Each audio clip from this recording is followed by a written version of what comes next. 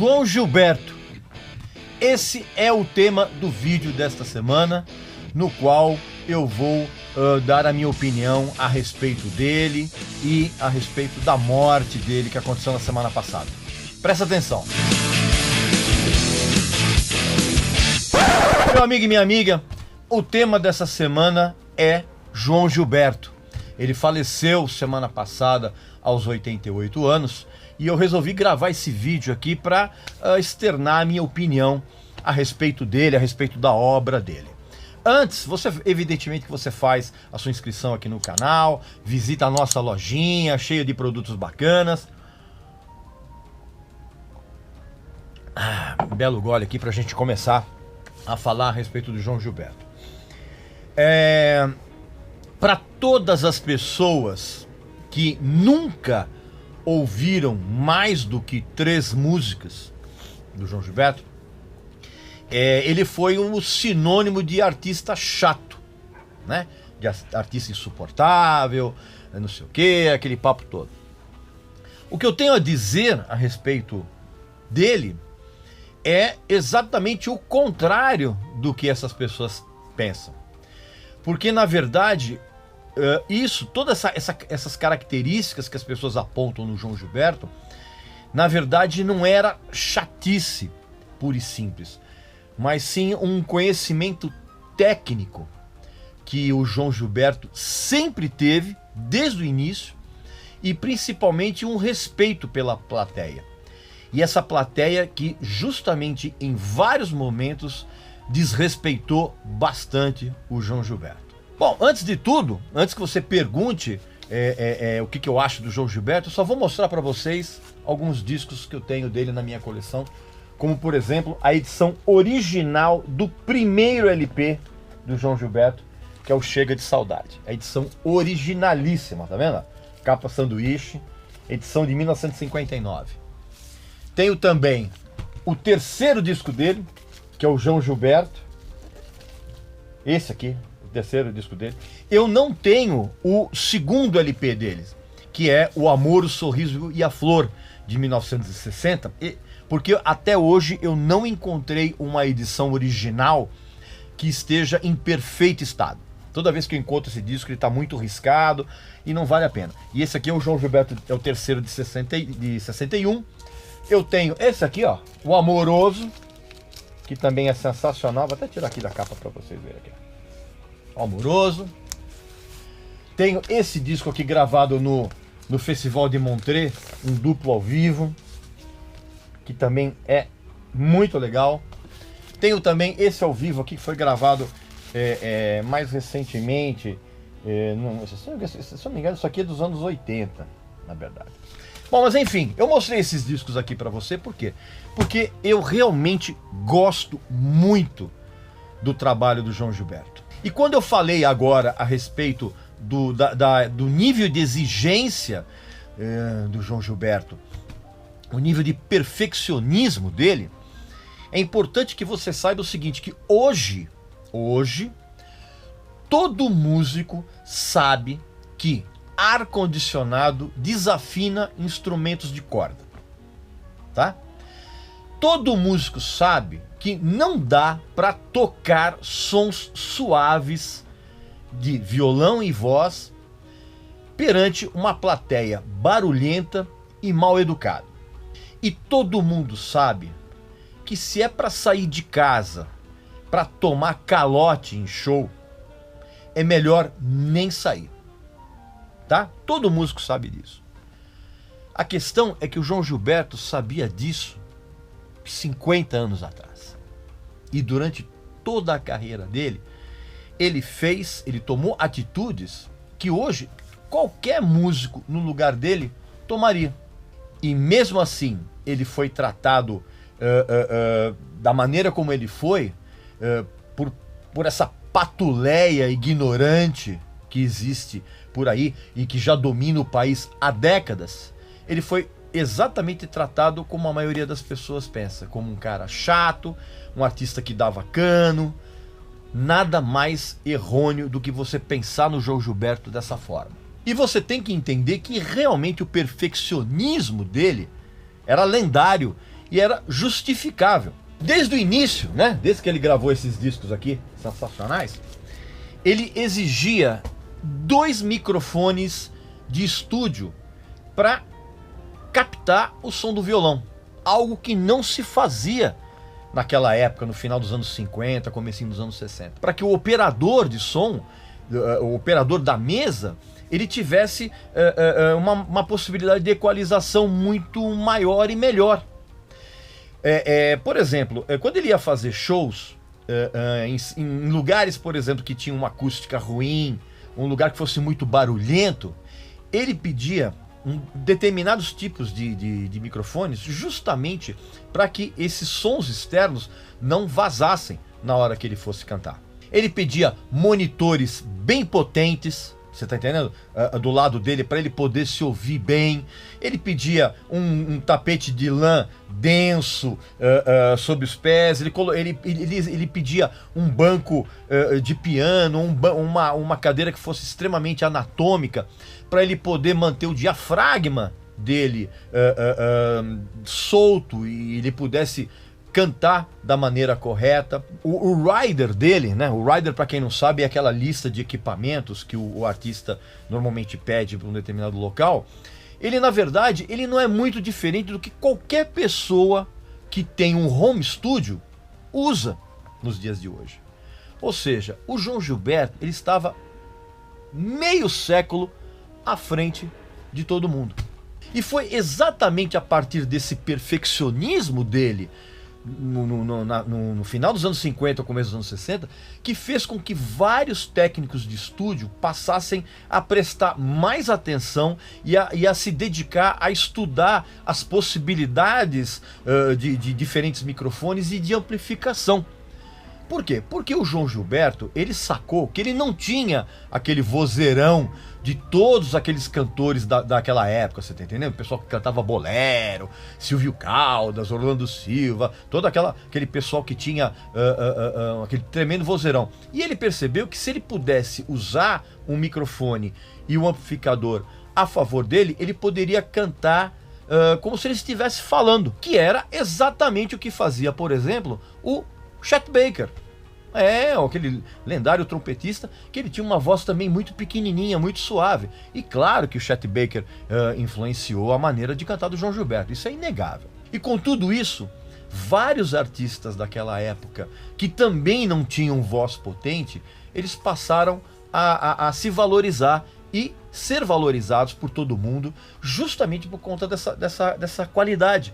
Assim como o João Gilberto, ele foi um exemplo de delicadeza artística em cima de um palco. É claro que o João Gilberto não foi um gênio, você tá entendendo? Gênio é uma palavra muito forte para você usar, distribuir à torta direito, que é exatamente o que as pessoas fazem no dia de hoje.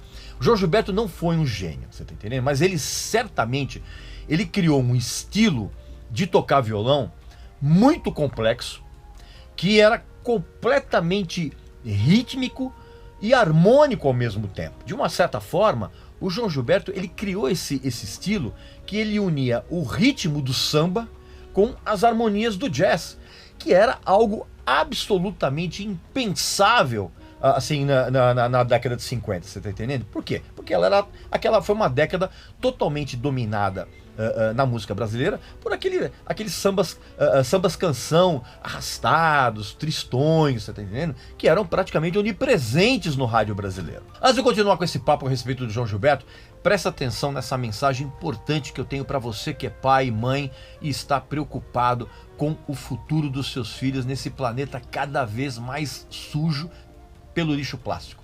Presta atenção. Era só o que faltava. Além de nós estarmos cercados por esse lixo plástico que invade o nosso cotidiano, ficamos sabendo agora que estamos ingerindo essa porcaria. Pois é, estudos recentes demonstraram que existem micropartículas de plástico em 90% das marcas de sal que a gente consome. Pois é, acredite se quiser. E sabe de onde vem essa quantidade de microplásticos? exatamente das ilhas de plástico que poluem todos os oceanos do planeta. Agora, se essa situação já é preocupante quando a gente pensa na poluição do plástico nos oceanos, imagine o que acontece nos rios das grandes cidades. Estamos cercados de lixo e agora estamos ingerindo esse lixo. É por isso que eu apoio a ONG Ambientalizando. E eu acho que você deveria fazer isso também. E a maneira como o João Gilberto cantava, que era assim, ele tinha uma emissão de voz que era muito natural, assim, como se ele estivesse falando, nunca tinha excessos, não tinha aquele vibrato que era tão comum nos cantores da época. E pode ter certeza que o termo que a gente conhece hoje, violão e voz, certamente surgiu por conta do João Gilberto. E para você ter uma ideia do tamanho do impacto do João Gilberto, logo de cara, basta dizer que assim que ele surgiu, no começo dos anos, no final dos anos 50, começo dos anos 60, né? Final dos anos 50, com o Chega de Saudade, ele acabou fazendo com que pipocasse na música brasileira uma série de imitadores, sendo que o mais famoso deles era o Roberto Carlos. Quem conseguir ouvir as músicas do primeiríssimo disco do Roberto Carlos, que é aquele que ele renega, que chama Louco por Você, que é isso aqui, ó. Tá vendo, ó? Eu encontrei, aliás, tem uma história muito maluca, eu encontrei esse disco aqui, cara, esse disco não é um CDR, nada, é um disco, foi prensado mesmo. Um fã-clube prensou o disco do Roberto Carlos aqui, ó, o primeiro, Louco por Você, que é um disco produzido pelo Carlos Imperial, e que tem uma série de músicas que traz o Roberto Carlos imitando o João Gilberto descaradamente. E assim como aconteceu com o Roberto Carlos, existem gerações e gerações de músicos e artistas que beberam completamente na fonte musical que o João Gilberto criou. Do Caetano Veloso, Chico Buarque e Gilberto Gil, ao Agostinho dos Santos, Johnny Alf, Jorge Ben, Baden Powell, Marcos Valle, Elmir Deodato, uma série de músicos sensacionais que foram tremendamente influenciados pelo João Gilberto. Sem contar que, juntamente com o Tom Jobim, o João Gilberto transformou a bossa nova numa tendência musical mundial, a ponto de fazer com que cantores e músicos de jazz internacionais, principalmente nos Estados Unidos e na Europa, passassem a tentar desesperadamente trabalhar em cima daquela cadência de canto do João Gilberto, com aquelas harmonias, com aqueles ritmos brasileiros. Os caras ficavam malucos tentando reproduzir aquilo ali. Tanto isso é verdade que essa busca pela sonoridade do João Gilberto levou à criação de um clássico da música internacional, que é esse disco aqui, ó. O disco que o saxofonista Stan Getz gravou com o João Gilberto, que é o Getz Gilberto, de 1964, que é um clássico absoluto, irrepreensível e inquestionável da música mundial. Talvez seja o disco de jazz mais vendido da história, você tá entendendo? E cantado em português, pra você ter uma ideia, né? É nesse disco aqui que tem uma versão de Garota de Ipanema, que chama-se The Girl from Ipanema, cantado pela mulher do João Gilberto na época, aquela Astrude Gilberto, cantora também sensacional.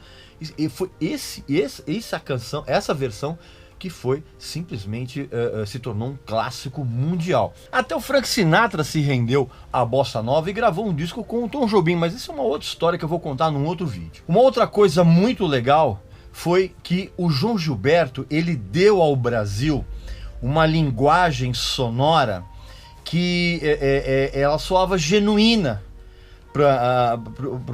para o padrão internacional, você tá entendendo? Acabou com aquela latinidade reducionista, você tá entendendo? Que pro estrangeiro, o som brasileiro, aqueles boleros, aquela coisa toda, parecia música argentina, uruguaia, colombiana, espanhola. Pro americano e pro europeu era tudo igual. E o João Gilberto trouxe essa identidade para a música brasileira, justamente pegando o samba e o jazz e fazendo essa mistura simplesmente sensacional que deu origem à bossa nova. O impacto desse disco aqui, ó, do Chega de Saudade, ele na verdade ele não pode ser medido mesmo nos dias atuais, você tá entendendo? Porque a partir dele, toda uma juventude, vamos dizer assim, vamos usar um termo da época, né? Toda uma juventude passou a se dedicar ao violão, passou a se dedicar a cantar.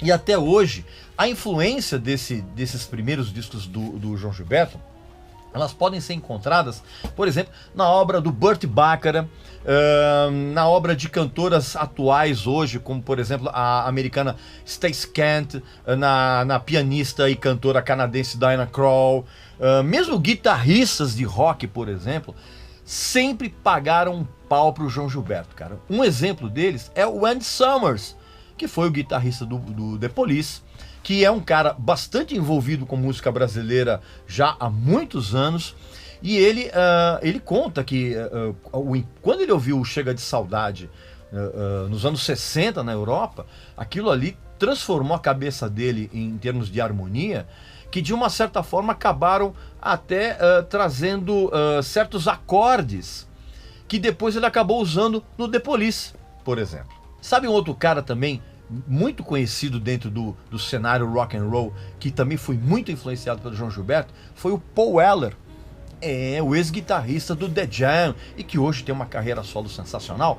O Paul Weller, quando ele terminou com o The Jam, ele montou uma banda chamada Style Council, se eu não me engano, em 1982 e 1983, que era muito influenciada pelo jazz. O primeiro LP, o Café Bleu, é completamente influenciado pelo jazz e pela bossa nova do João Gilberto, cara. Incrível isso. É claro que a personalidade do João Gilberto era uma coisa, era algo muito difícil das pessoas entenderem, tá entendendo? Ele era um cara arredio, ele detestava aparecer em público, ele ficava o tempo inteiro trancado em casa, só tocando e cantando e assistindo televisão, nem discos ele ouvia lá dentro de casa. Segundo os raros amigos que conseguiam frequentar a casa dele, ele passava os dias assim, mas ele era um cara muito caloroso na hora de recepcionar esses amigos, tá entendendo? Então ele mostrava uma faceta que para o público era absolutamente impossível de você imaginar. E é claro que o João Gilberto, ele evitava a todo custo ter que se submeter às regras do show business. Sendo obrigado a conviver com gente detestável, que a gente sabe que é o que existe, que é o que mais tem no show business. E se você pensar bem no que virou a humanidade, e mais precisamente se você pensar no que virou o público brasileiro nos dias de hoje, dá para você pensar que o João Gilberto não estava tão errado ao querer se manter distante dessa patuleia ignorante e mal educada que assolou o Brasil nas últimas décadas. A última foto pública do João Gilberto, ela é muito triste. Tá ele lá de terno, azul, com violão e tal. E também é muito triste você ver que quando ele a morte dele, na verdade, veio rebocada por brigas familiares com relação ao espólio dele, e exatamente como ele foi uma personalidade difícil, né? Infelizmente as pessoas têm essa imagem do João Gilberto, mas o que na verdade, o que acontece, e nisso eu concordo plenamente com o João Gilberto, é absolutamente intolerável você aceitar a falta de educação das pessoas nos dias de hoje, principalmente nas plateias dos shows. Você lembra daquele episódio que ele teve uma inauguração de uma casa noturna, acho que foi o Credit Card Hall aqui em São Paulo, em que ele foi vaiado pelas pessoas, muito vaiado? Eu tenho certeza absoluta, cara, que ali as pessoas estavam assistindo ao show do João Gilberto, conversando alto, você tá entendendo? Aplaudindo na hora errada, gritando. E é exatamente o reflexo do que a gente tem da falta de educação das pessoas nos dias de hoje nos shows. Pode reparar, no fundo, João Gilberto era chato, mas talvez ele não estivesse errado. Pois bem, meu amigo e minha amiga, este então foi o assunto no nosso vídeo de hoje. Não esquece de fazer a sua inscrição, não esquece de visitar a nossa lojinha cheia de produtos legais. E na semana que vem eu volto aqui com mais um assunto interessante para vocês, beleza? Não esquece de deixar aqui os seus comentários, a sua opinião a respeito da obra do João Gilberto e também o comentário que você bem quiser aqui, tá legal? Um abração e até a próxima.